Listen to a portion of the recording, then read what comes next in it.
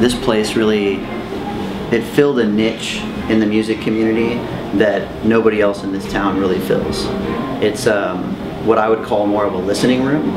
And it wasn't always that way. We had rock and roll shows and hip hop and all kinds of different stuff, but more often than not, as a songwriter, you could come here and play and expect that you'd have a crowd of people who were really listening to what you had to say, really listening to your composition, you know, and how you put your stuff together. And the best part about that is a lot of the people here were songwriters and musicians themselves, so it was this community of songwriters and musicians who could kind of feed one another, you know. Everyone was giving constructive criticism back and forth, and I think that it helped a lot of people to grow as songwriters and as musicians. I know that it helped me a lot.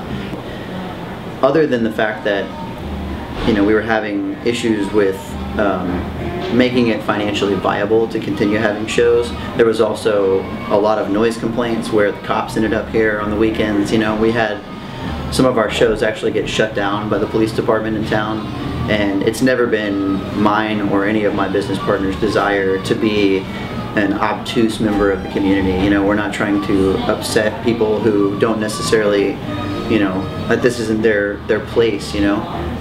We want to be a loving, supporting member of the community and have it be something that, you know, this can be a place for everybody. We have spent a lot of our time and energy investing in the food and beverages here so that we can grow that part of our service. And so myself and my co-manager and co-owner Ian Lee both are highly trained baristas who've taken a lot of classes, and we both are continuing our education in the coffee world so that we can actually grow the coffee standard here to be a place that people can come to expect. People from all over the world can come to expect that they can get really, really quality coffee. I think this place had come to be a certain thing in a lot of people's minds, and when we made that shift, it shook some people, you know, it was bewildering to some people.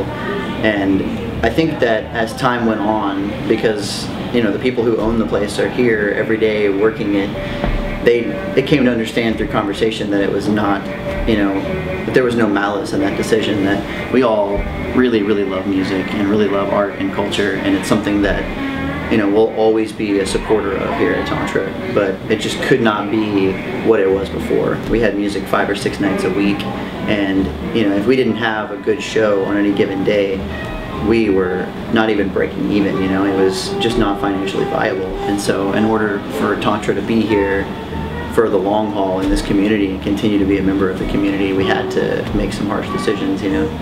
But I think pretty shortly thereafterward, people started coming around, and the really wonderful thing that I've seen is all of the people who were here before have come back around, and I think have come to understand why we did the things we did, and then we've expanded our clientele greatly. I see all kinds of people in here that were never here before, and that's really my goal, would be, you know, to have this place be inviting to everybody, anybody and everybody that wants to come here.